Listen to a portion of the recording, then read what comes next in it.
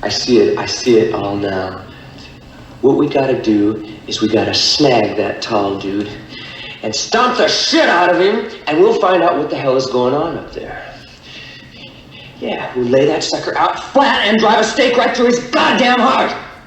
You gotta be shitting me, man. That mother's strong.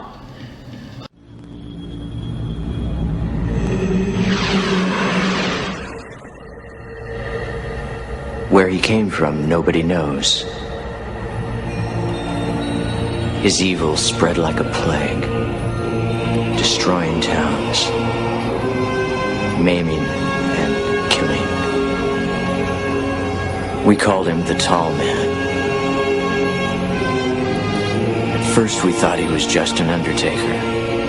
His hordes pillaged graveyards, rooted up the bodies, and spirited off the dead to a place worse than hell. We were just 3 friends. Jody was taken from us, turned by the Tall Man into an alien form. His younger brother Mike, I've tried to protect as he's grown. The Tall Man wants to transform him into one of his kind. My name is Reggie. I was an ice cream vendor by trade. Now, I'm a soldier. A soldier in a war against his army of the living dead.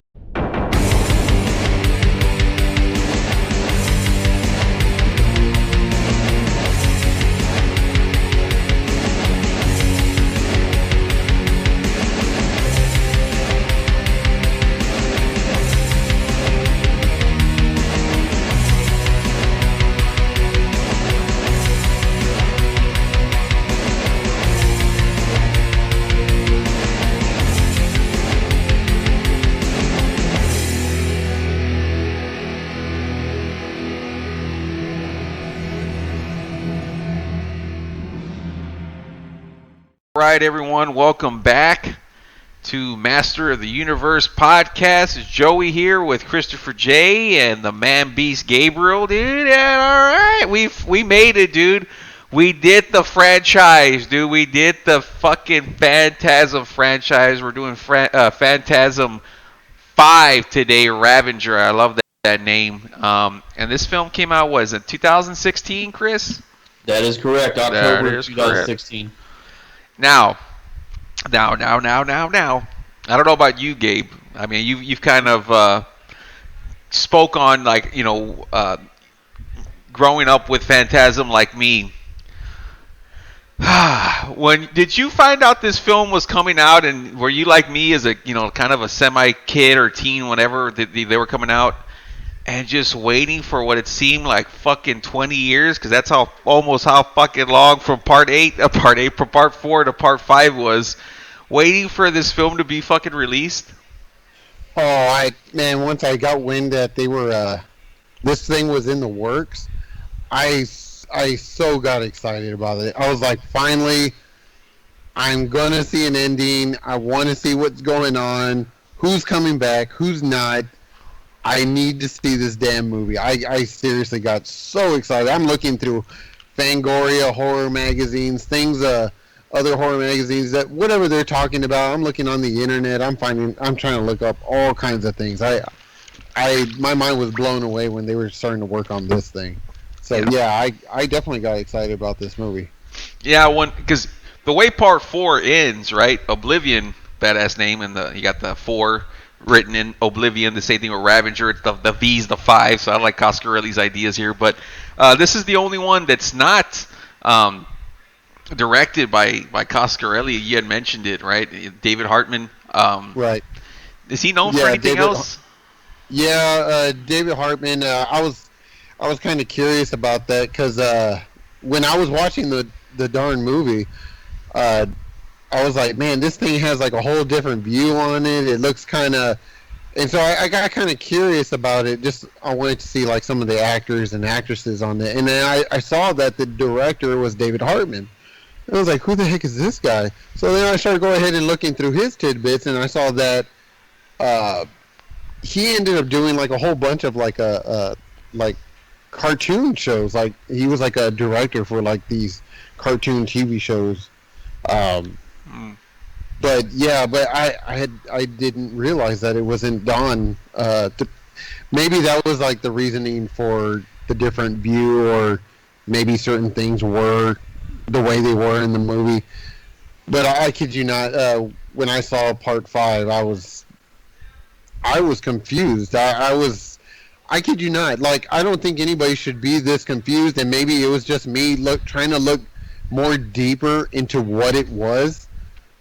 But seriously, Part 5, I was thinking like, and I've mentioned it to you before a couple of times, I said the word spaghetti. like that was my choice of words. I could not say mixed up. I couldn't say confused. I felt the word spaghetti was an appropriate word, because this thing was like mixed. Like, why is it going back and forth? Yeah. That's great. We're with Reggie again. I mean, we've already stuck with him like throughout the rest of the movies. Why not go with him again? You know, there was more action. There was a lot of the computer graphics in there. You can definitely pick that apart. But yeah, it was. And you know what? I have two ideas exactly what made sense to me in this movie. But you know, as we're going through it, we'll go ahead and touch bases on some of this stuff. But I want to hear y'all's idea, and then I'll explain like how this whole thing made sense to me. It's funny that you say that, because I was going to ask you that, but I wanted to wait to do the show. And I had actually asked Chris earlier that same question, because I really wanted to know, like, this is one of those films that there's so many ways you can take what's actually going on and have your own theory on what's real, or what you know. It's just like, it's one of those films that it's like interesting to see somebody else's point of view on what they actually watch. We all watch the same film. Now, can you explain to me, you know, and like, I like to hear, like, what's that? And Chris is like, okay, I'm a dumbass, I'm stupid, you're not going to, okay. I was like, no, I want to hear what you, I was like, no, it's pretty much what I thought. It was, you know, pretty cool, you know, when he had told me it earlier, because he always thinks I'm coming after him. I mean, he's half right. But this film, man, I was waiting for, because the way Part 4 ended with Reggie going through the dimension port, I was like, oh, what's going to happen? They got to save Mike, and I'm waiting. And it just fucking was forever. And they were like, oh, we're going to make it. And like you're saying, Fangoria, I remember like 2004, 2005, when I got a computer, you know, being able to look on the internet and do shit like that. I was over there on like the horror movie forums and Phantasm, you know, and hearing like, oh, they're making it, it's supposed to be coming out. I'm like, dude, hell yeah, I can't wait. I'm keeping it, and it just seemed like forever, and it was like another fucking, you know, damn near 20 years. And looking into it, they were like, what I've been talking about, like what it needs to be about Mike. Well, Coscarelli had an idea to make like a relaunch of a trilogy about Mike coming of age. So they would have made like a whole another kind of, you know, kind of a spin-off, but it's like the same story, but now it's like a different trilogy. And I'm like, well, they should have just done that originally, but it never came to fruition, of course. But like you said, it's like, well, we have Reggie, we've been following Reggie, why would we do something different now? And then that would have really caused confusion. But when this film starts off, man, I was like right away, this is a much funner film than Phantasm 4, dude. So before we get into the film, Chris, deal or no deal? No, Chris. So we're going to talk about everything and why we think about, you know, whatever. But I want you to tell the fans, the millions and millions of listeners out there, dude. You know, Phantasm V, dude. How did you take the film? Like, what if someone says, "Can you tell me what Phantasm V is about?" How would you explain the film to them within like a 1 to 2 minute on how you perceived everything, dude? It's a head trip. Like, you start with a narrative, and you think you're following a story that's going on, but then the movie swerves you. It throws you for a loop. It throws you a curveball. Mm-hmm. All of a sudden, he's in another setting, and he's being told he's got psychological, you know, as someone's 68 years old like Reggie would have been at that time would have. So this whole movie you're seeing these dual or sometimes trio or quattro of narratives, and you don't know what really to believe. What's a dream? What's real? What's really going on? Or is it all going on? And you don't know. But everything is just gripping. So you're okay. So anyway, when this film starts off, like I laugh because it like there's like a lot more action going on right away where. We're following Reggie. We're like, okay, he's still looking for the tall man and all that shit, right? And he ends up stopping, fucking this jackass driving this Cuda. And I laughed when he says the whole bullshit, like he's like, there's not too many 1971 Cudas around here, you know. The actor who played the thief of the 71 Barracuda, by the way, that's a guy named Daniel Schweiger, who he's been I don't want to say an extra, but a little bit higher than an extra in a lot of different films. Never heard of her, but I'm just kidding. But yeah, I mean, right away I was like laughing when Reggie gets himself over and he's just like, except that's right, it's in the glove box. Yeah, exactly. And he pulls out the fucking whatever, the Desert Eagle looking kind of gun and shit, and yeah, right away we get a ton of action. He fucking ends up running over that motherfucker because the spears come after him and everything like that. But we meet new characters in this film. We got what's his name, Chunk, dude. So we have a dwarf come back, and he was one of those things. I thought that was a good touch. I like that guy. Yeah, he was really funny. He was really entertaining. Yeah. Hey, old man, or he calls him something, some bullshit. Grandpa. He's like, hey, come on, Grandpa. Hey, Baldy.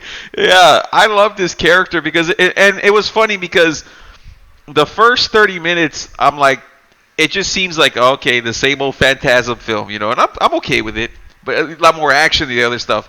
But it's like that 40-minute mark on forward. It's like that's where the good stuff's at for me. You meet Chunk, and Jane. And then they have this kind of like Terminator 2 the way Terminator 1 begins, where you have like that future of war and everything. Like I like that, dude. They finally like got some shit going. The only problem was the effects and everything were so ridiculous. But when you're thinking that maybe Reggie's just dreaming about this or whatever, it's kind of like okay. I mean, I guess that's okay if you're seeing it through that perspective, that it's just like somebody that's kind of got dementia. So that's probably how they would see some weird shit anyway. So I was kind of like trying to convince myself it was fine. But it is entertaining. It's just really annoying that fucking Reggie wakes up every fucking 10 minutes, it seems like, and he's like in an old folks home. So. But you know what that did though. And I don't know if either of y'all grew up watching Star Trek Next Generation. But there would be an occasional episode like that where Picard would be in dual states of being. Like, on one hand, he'd be like walking around the Starship Enterprise commanding and encountering, his shipmates and all that stuff. But then he'd be like in some other planet or some other dimension, or getting his balls broken by Q or something like that, And this has that, like, Reggie is essentially Picard in those occasional episodes. Chris always has a 90s show to reference about fucking any movie we watched. It's pretty funny. I was a preteen and a teenager in the 90s. Of course I do. Well, I mean, I watched all the 90s shit too, because like, you guys ever seen X-Men, the character it gets down to nut cutting time. Yeah, and Angus Scrimm wasn't too much in this film, right? Now that I kind of like think about it, I mean, he was there, but he wasn't. Well, I mean, do y'all think he was in the film a lot, or I mean, is it about the same as the other films? Because I mean, he's noticeably older in this film. I mean, he's damn near 80 years old or so, whatever. He was actually 87 at the time they filmed Holy shit! Yeah, I was like, honestly, in the other ones, he was a little more active. Yeah. He seemed to be a little more mobile in comparison to this one, where he was already, if you notice, like in some of the scenes where Reggie walks through those tuning forks again, and there's the tall man, but he's just standing there. And then there's another scene where they're showing a bunch of tall men, where he's explaining that there's tens of thousands and even more of him, but they're all just standing there. And it just, you see a lot of the scenes where he's just standing there. He's not really. Well, I'll do you one better. I don't know if anyone like really saw it, but because I watched the film so many times because I was so fucking confused. Towards the end, it's the scenes where Reggie kind of goes back in time and he like Mike's with him and Shorty's with him, and the tall man finally like makes an appearance in that like time or era, and you see him down the hall with his minions.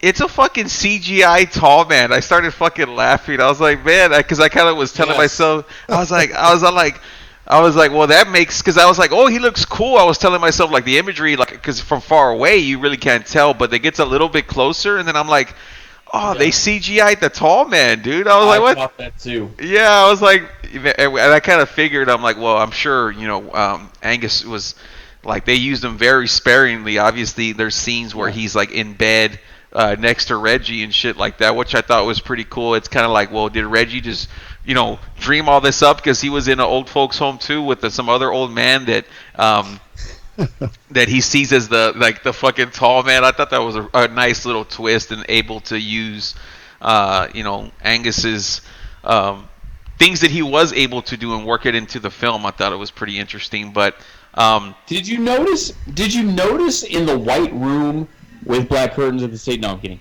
Did you notice in the White Room where Reggie and the tall man are together, like talking back and forth, like, and let's keep in mind in this film, Reggie is 69 years old when they filmed this. Now, when they're talking, 69, Billy Madison. When they're talking in that big white room, and he's talking to the tall man. Do you notice how wide open the tall man's eyes are? Versus like in every other film, even Part 4 in '98, he's always got a squintiness to his eyes.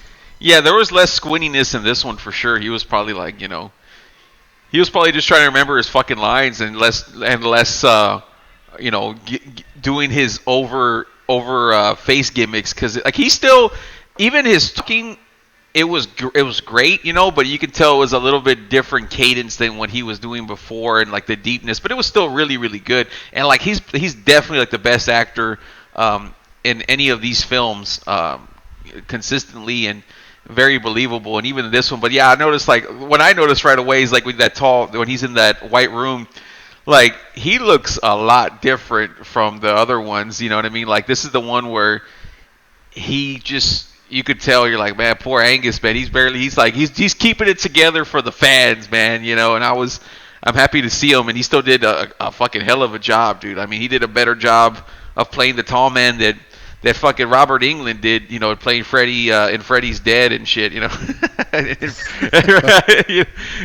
fucking really gave his performance. He still gave a great performance and shit, but yeah, I actually like those scenes.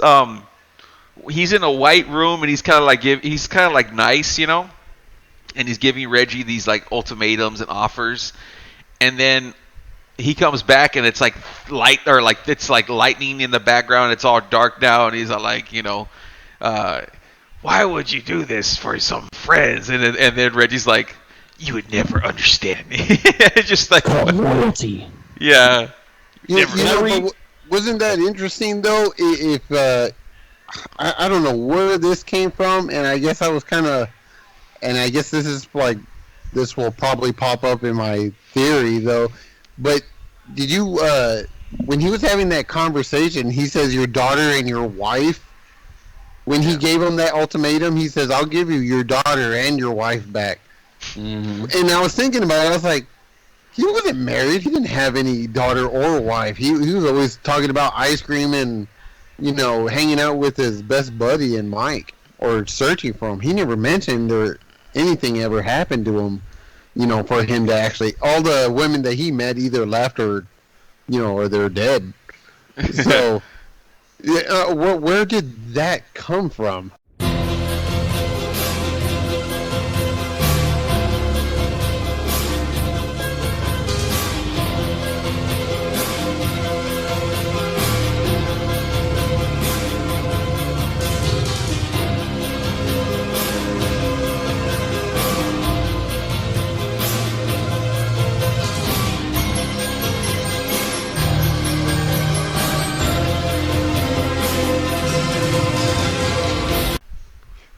part of this theory that I have is pretty much that this Ravager, I believe, would be just like how Mike was explaining it.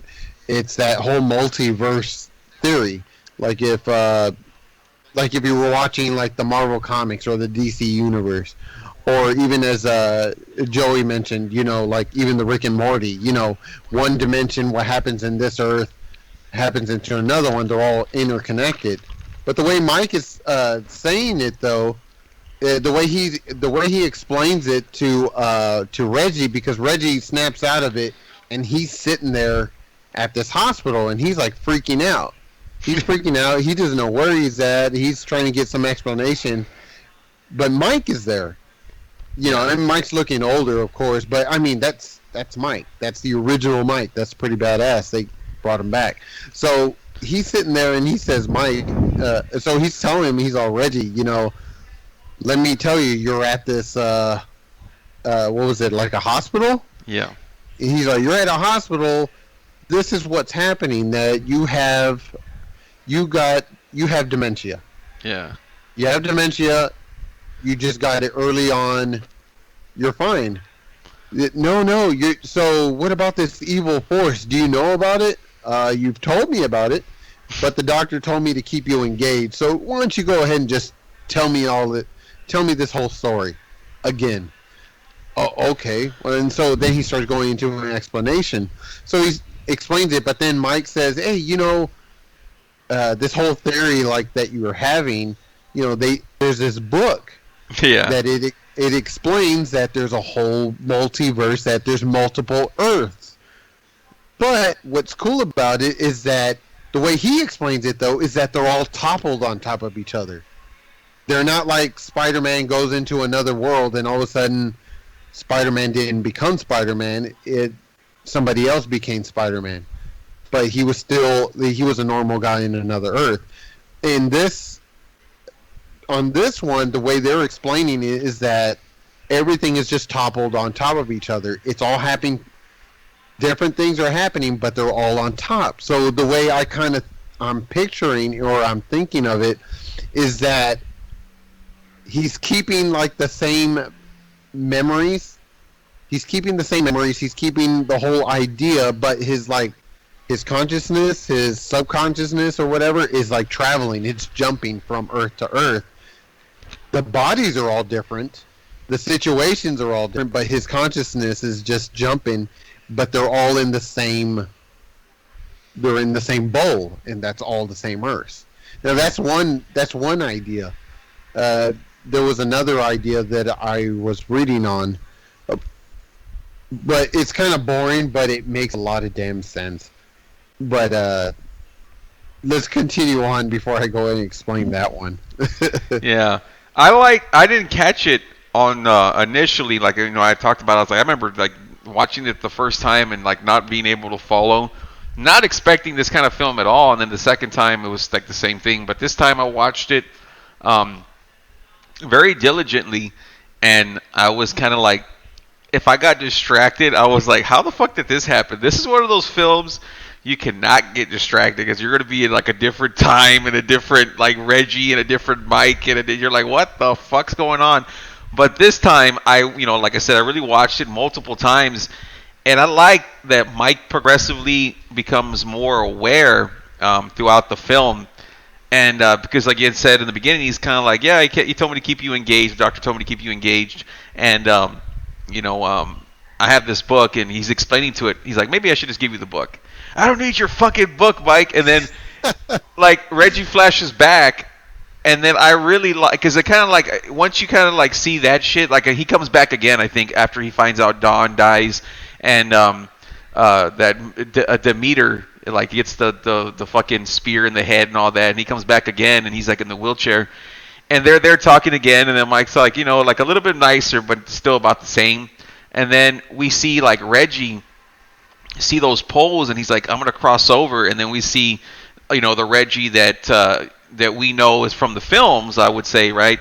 And they're both getting ready to cross over, and I was oh, it's that the dimensions, the way Mike was talking about, is that they're kind of they're crossing together. That's why he's so self-aware, is because he's he's able to keep his consciousness throughout these different dimensions, and he's able to, like, I guess the way Mike was able to move shit with his mind in part 4, like he's able to like visualize or like travel in his sleep or some kind of deal and relive those memories or and it's not a dream to him. He's just kind of like being able to dream the dimensions that of his other lives, or however you want to see it.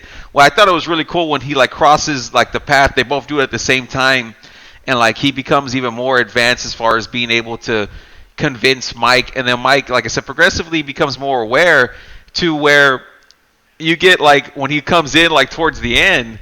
I really liked it because he comes in towards the end and he's kind of like tells the nurse, he's like, "Can I get a minute?" He's kind of like more on Reggie's side, and they're like almost like if the nurses are watching what he's being told and shit.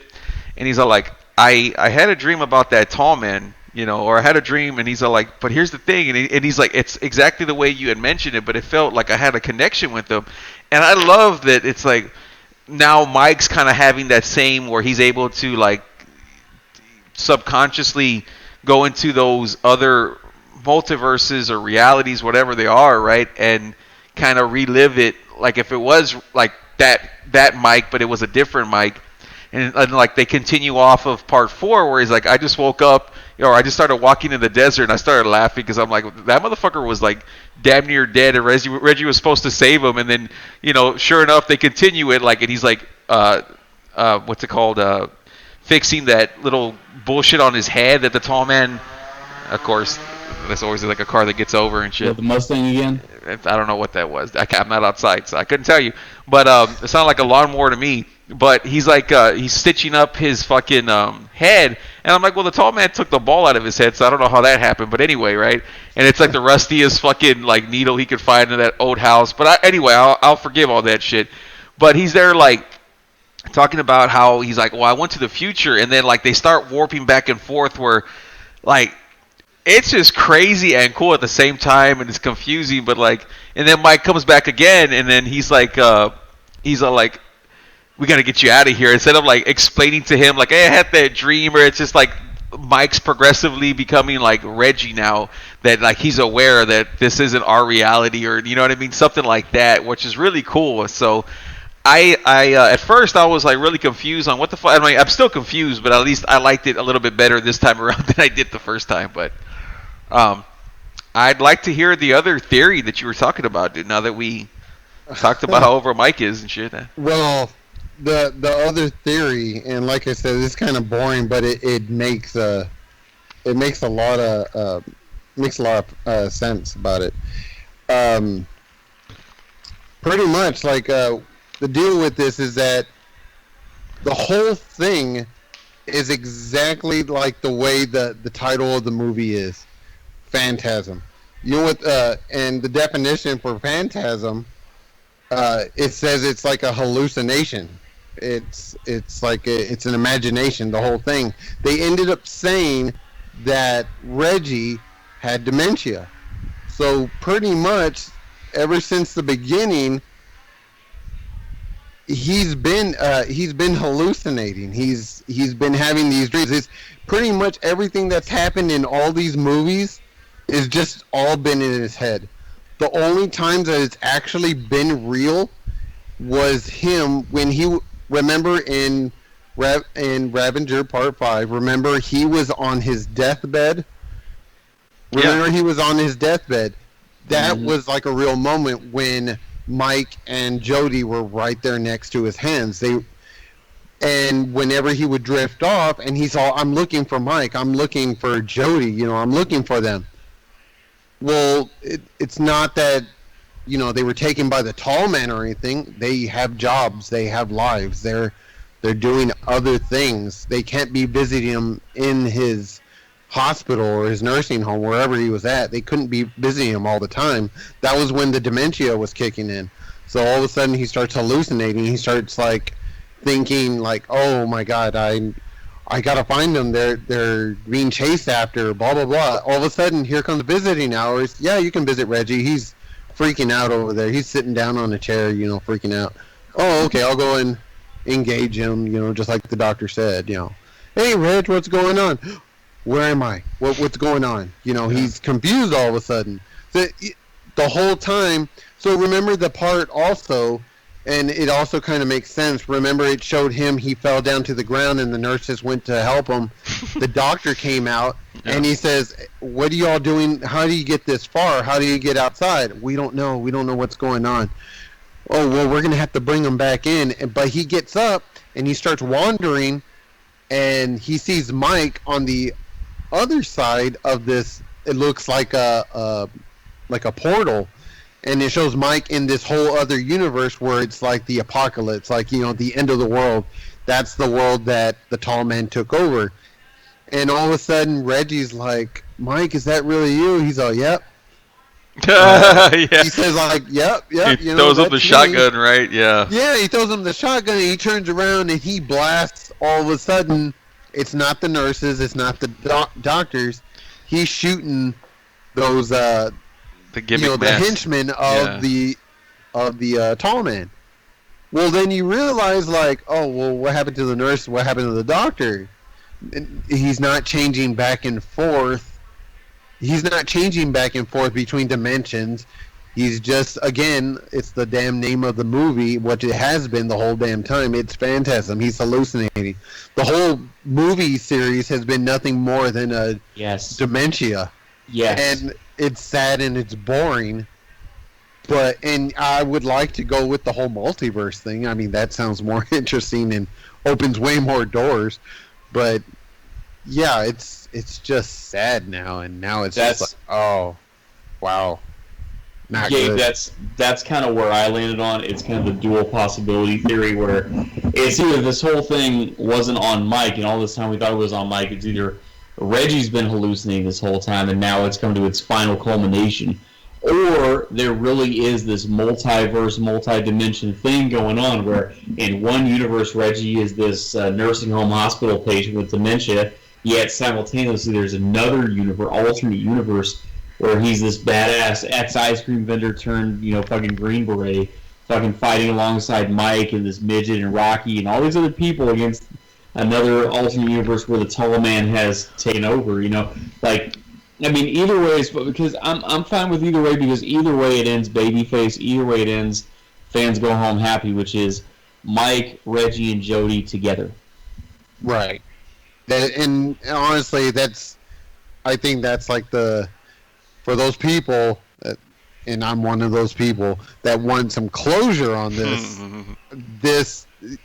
I'm all right with it. I don't care how bad or of a cheesy ending it is. That made me happy. I was just like, they're all together. They left, and what was their excuse? They said, "Well, we're all together now. We're gonna go head up north. We're gonna fight them the smart way. We're gonna a different way. Some way. He hates the cold. We're gonna go that way." And he's there sitting in the back, and he's like, he's tired, man. He's doesn't want to deal with this shit anymore. He's exhausted. But then it goes back to all three of them together, in the hospital, and they're holding hands, and you just see him. He's tired. It's that time for him to go. So, but the extra tidbit that was actually pretty neat is that it goes a little past the credits. You actually get to see Rocky come back, and she don't have that terrible flat top. She actually has like some dreads or something going on. So I like that. And she does look, I have to agree with Joe that she does look a lot prettier now in that scene compared to like the old one where I kind of felt like she was more strong. She was like more of a stronger woman. And strong woman. You ever seen South Park and shit? Strong woman. Oh my god! Yeah, no, I thought that was great because they had the credits go for a little bit, and I was like, I wonder if Chris's ass just cut it off right there because it takes like a good 20-30 seconds, and then it kicks in, and then the fucking Chung comes out of the portal because he rips off grenades and he runs into the tall man, and then he comes out of the portal. And he's missing his hand or something, and that's pretty funny. But they go there and they pull up, and it's the fucking Cuda, and it's Reggie's in the back, right? And they don't show who's driving it, right? Am I right about that? They do. No, Jody was the driver. Oh, Jody was where the fuck's was Mike in the front seat? There's not enough room for that CUDA. Mike's in the front seat, Jody was the driver's seat, and Reggie's in the back. And then they pick up at the very end, like, so they fake people out. And I watched this last night, so no, I didn't cut it off early. No, because I knew they were starting the credits early. I was like, there's got to be like the way they do Avengers, where they go through the whole credits, and then at the very end there's something. I knew that's what they did, and I was right. It's Nancy in the tall man outfit, dude. Yeah, and so exactly, and so the thing is, like, and that's funny because Nancy's only 4'10", but anyway, I knew they were going to throw us like that, and so they pay. So Rocky and the swerve, bro. Yeah, swerve, bro. So they pick up Rocky and the midget, and then fucking the midget's trying to hold her breasts and shit. And they get in the car too, and I'm like, okay, so in this other alternate universe that may or may not exist, or maybe it's a figment of Reggie's imagination, as you know, the movie is called Phantasm. You know, they're picking up like 5 people in this little ass sports car. You know.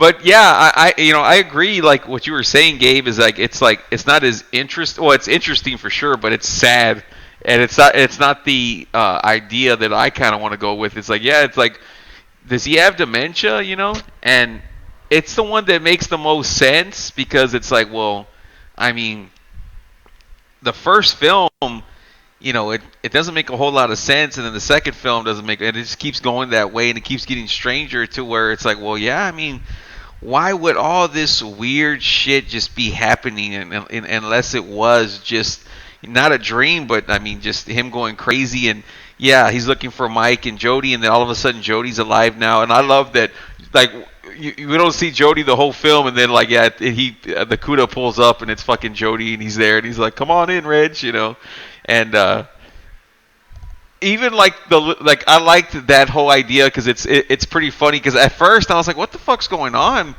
when he meets Don and he's there like, I'm gonna make a song for you, and he's singing like sitting here at midnight, but it's like a different version. It's the Reggie dementia version, and I was just kind of like, that's a pretty cool little twist, you know. It's the same melody but different lyrics. Yeah, and I thought that was cool, and I mean, it only makes sense that it is him going crazy because it's like, that would only explain why he meets so many different chicks and all this shit's happening, and it's like he's always got the same kind of shit. It's just happening with different, you know, ladies or whatever and all that. So that's the only thing that can really make sense to me too, because like you said, coming from part 1 all the way up to now, there's too many weird and oddball parts that just leaves you confused, and a lot of it, the only thing you can really chalk it up to is that he has like a great imagination for all this. You know, he's just he died. Out all kinds. He died in the first one, so it's like, well, it has to be all just a hallucination because he dies, and then he tells Mike, "Oh, it was just a dream," and yeah, it's like, but then also too, I have to go with the dimension thing also too because it's like, well, maybe Mike was, you know, had that version is that all that happened. Reggie actually did die. And Jody and him did beat the tall man, but in a different dimension that Mike remembers is that Reggie didn't die. Well, but even then you're like, well, how come Mike be telling, you know, Reggie the story about what just happened in part 1 and he gets stabbed, but Reggie's there still, and it's just kind of like, well, maybe it could be the multiverse kind of deal where different scenarios happen different ways, and there's like all these endless possibilities. To me, watching Rick and Morty, you know, and loving that series, like that makes a lot of sense now too. Like back then, I never watched, Rick and Morty in 2016. Now I watch it all the time, so it's kind of like I kind of go with it. You know, when Rick's a fucking hornet in one dimension, and he's a fucking shrimp in another dimension. It's like, okay, well, I can buy that one dimension. Reggie does die in the first one, and then Reggie actually does do all this, and then there's a dimension where Reggie does have dementia, but he's kind of like, so I'm okay with either of them, but yeah, I mean, I mean, honestly, how would you go about if you're at a horror convention, you're standing there to another die-hard fan, and they go ahead and explain to you, they explain to you their reasoning. They're like, my whole reasoning is the multiverse theory. Like, could you really argue with them saying, no, it's really the other one, or would you just kind of agree with them on the spot? I really couldn't argue with them, because to me it's like, where did that fucking window come from? That's dementia right there. Okay, never mind. What window? Yeah, it's like,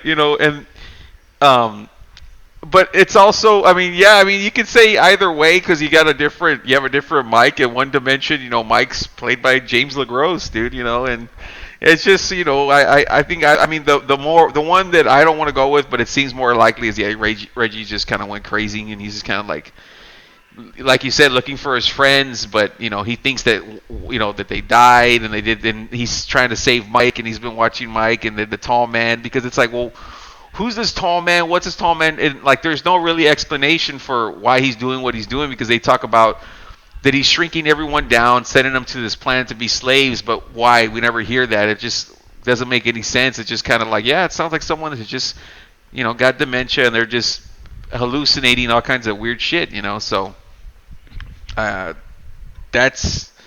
there's not much you could argue for the dimension thing. It's nice because it's like, well, yeah, that's why the tall man always comes back, but then you're like, well, that's also why he's kind of going crazy too. It's just, in his mind he's thinking that, that's just nonstop, coming after Chris. Man, well, man, I got a fucking NASCAR track over here tonight. I tell you what. Chris, hello? I'm here, and that's the thing is, like, if you're gonna really sit there and argue that, that's like it's like arguing theology. It's like I swear, Chris did the Undertaker sit up right now. The coffin opened up. Arguing that. When you really don't know, it's like a Christian, a Muslim, a Hindu, a Jew, all these religions arguing theology. They walk into a bar. I thought I was gonna hear a joke and shit, dude. Yeah. Yeah, there's so many. Not even counting this film, right? Because that's already ridiculous. But let's just count the first one. What can you without knowing any of these other ones, what would you say? You would be confused too. You're like, well, Reggie died, but Mike's telling him that this happened. So it must have not happened because Reggie died in that dream. But then we see the tall man push him to, take him out through the window, through the mirror, So it's kind of like, well, back then it was only Mike's perspective. But now that we have part 5, I think they took that and said, well, Reggie's the one just thinking about all that shit, So, but if you just take the first film from what it is, it's like, well, that one's a real trip. I enjoyed that one, the most, just because there's not a lot of answers, and that's probably for the better. There's a lot more questions than answers, and you just have more. It's endless possibilities, and then Chris. I guess it's left up to the interpretation of whatever you want to, I guess, make up in your head. Yeah, it's like the ending of Freddy, from Nightmare on Elm Street, where she's like, "Oh, it was just a dream," and then Freddy rips the mom through the window and shit. Well, the way they actually gave that one too. Remember, they came out with Wes Craven's A New Nightmare. So basically, making it the whole Nightmare on Elm Street series, just make it seem like it was nothing more than just a movie. And then fucking exposing the fucking business. Exposing the fucking business. Yeah, exactly, dude. Yeah. Can I just tell you? Oh, sorry. No, you're good. Go ahead. Can I just tell you? More than this whole what's the explanation of it thing in the debate on that doesn't bother me so much because I really don't care. In any explanations from me, I enjoyed the movie no matter what, either way. But what bothers me more than anything, this fucking chick in the mausoleum, and like she's standing on the balls of her feet, her ankles are pointed up, and she's on that track. And there's so many fucking movies where like they use that motorized track to move someone's body across the floor to give it more like, powerful feel or whatever. And like the George C. Scott Christmas Carol does that with the fucking the Ghost of Christmas Future and shit. I hate that. I fucking hate that. I always have hated that. It was so blatantly obvious it was a mechanized track in the 1984 Christmas Carol movie, and now they're using it on this fucking chick in a 2016 movie. That bothers me to no end. Yeah, Kathy Lester came back, dude, as the lady in lavender, dude. So she came back finally for the first time since the first one, and she looks great, man. She's like in her 50s or 60s, whatever the fuck old she is. And I was like, man, dude, that's I've been down, and I cried. But yeah, it was cool to see her back as a lady in lavender, man. She was great in the first one. I really enjoyed that part. Like I don't know if you saw that, but after Reggie ended up shooting her ass, she went down. If you notice, like throughout all the other movies, every single one of those drones, these zombie-like henchmen of the tall man, they're all spewing out like the yellow garbage, that yellow blood and all that. If you look at hers was actually red and yellow. Yeah, it was like a mixture of both. Oh, wow, I didn't see that. That was neat. Yeah. Joe, I told you that the other night. I said she bled Hulkamania. I now I get the joke, Chris, but okay. She bled Hulkamania. she was running wild for sure. Yeah, I thought it was cool. She's going up to Reggie like to kiss him, and then like she just screams in his face, and like she's got like the effects on there are like pretty frightening. Seeing her like face warp into some looking like my ex-wife, dude. I was like, oh shit, so. Anyway, getting flashbacks. Yeah, I was like, oh god, protect the TV at all costs, right, Chris? Protect the internet. Protect the internet. Anyway, man. Chris, what do you rate this bad boy, and your overall thoughts on Phantasm V, dude? I'm gonna give this an 8.5. It gives some closure to it. It leaves you with some interesting theories, but you don't know 100% for sure. It has a more serious feel than Part 3 did. It has a more logical trajectory than Part 4 did. It didn't just, fucking, blue ball you, mind fuck you the way Part 4 did, like, for no reason.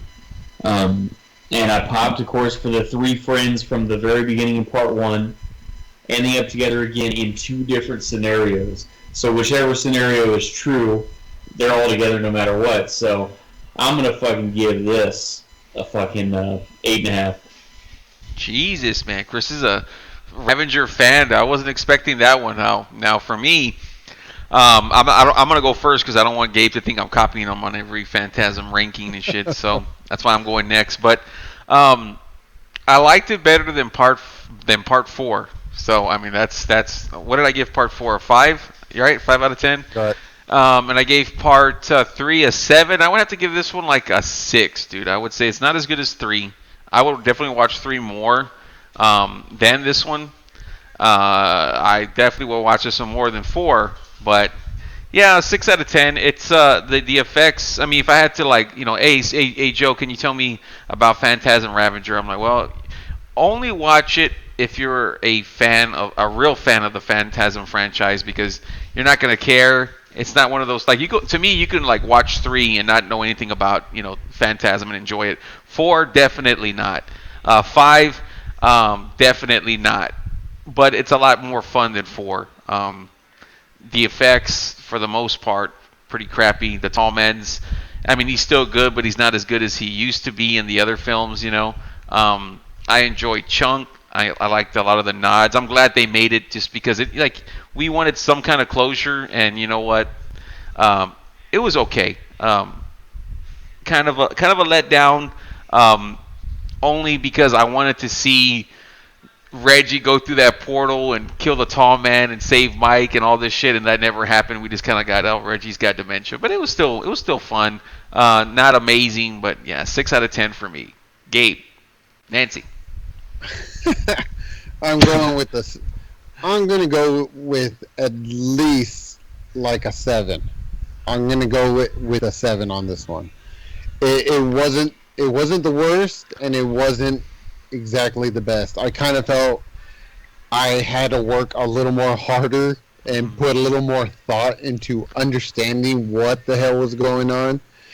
Though the past ones, I also questioned on many things, especially about that random window for part 3, you know. But seriously, like on part 5, though, I mentioned it before, and I used that word spaghetti because I really felt it was mixed up. Because when I first went into it, I was expecting, like, okay, I'm looking for the closure parts. I'm looking for all the answers that I've had all the questions for since part 1 through 4, and some of that I still didn't even get. We didn't get more or less like what the Tall Man really was. But like I said, the only closure part that I really got out of it was that it was dementia. But I mean, you can go with the whole multiverse theory and just kind of, I guess you can leave it up to your own interpretation, whatever you want. I would honestly just, I would stick with just 1 and 2. 3, if someone talked me into it saying, come on, let's just watch 3 just to see what happens. All right, fine. 4, I have to be like, I'm good, dude. You would do that one? Yeah, I'm kind of good, you know. I'd rather have another beer and watch something else or something than watch part 4. Part 5, shit. Well, you made me watch 4. I might as well go for 5 and just, why not, right? Yeah. So, if you're a horror buff, you need to watch these movies. You want to have this in your collection or something. Go through the 1 through 5. Feel free to be disappointed by 4 and 5, I guess. But 1, 2, definitely great. 3, tolerate it, and suffer with the rest. The only consistent is Angus, and in this film he's not there a lot. He's there a little bit. But he's 80-something years old, like we were saying. I mean, come on, man. Robert Englund can't even be Freddy, in his late 30s, early 40s compared to being a younger Freddy, just a few years before. And Angus Scrimm kicks a lot of ass. He's always, 100% invested in his role. So I love the first 3. I mean, 3's, like you said, it's a big drop. But the first 2, at least, I mean, I'll watch them anytime. They're fun films, but after that, kind of like, doing that old Chris. Can I say this about Angus Scrimm is, first of all, this movie was released, it finally got released in theaters and on digital streaming platform 9 months after Angus Scrimm died. And Angus Scrimm died January the 9th, 2016. He was 89 years old. And they filmed this literally about 18 to 20 months earlier. So he would have been 87 at that time. And Angus Scrimm is a classically trained actor. He was a poor farmer boy from Kansas, worked his way up, got to college, got to acting school. Classically trained actor, no different than George C. Scott, no different than Patrick Stewart, etc., etc., etc. Patrick Stewart. A true professional in the truest sense of the word. God bless him. God bless us all, man. But them Von Erichs. Yeah, so no, I had a lot of fun watching this series. It was a little tough when 4 came around, even though that was one that I remember liking a lot as a kid. Times have changed, man. You get a little bit older, you get a little less patient with films. You're like, nope. So I hope you guys enjoyed this one. And hopefully we'll be doing another series pretty soon with the old J-Man before he goes off on that honeymoon. Get a few squirts there, right, Chris? And then I wink at you, Chris. Wink back. Wink back. Man, but that tall, man.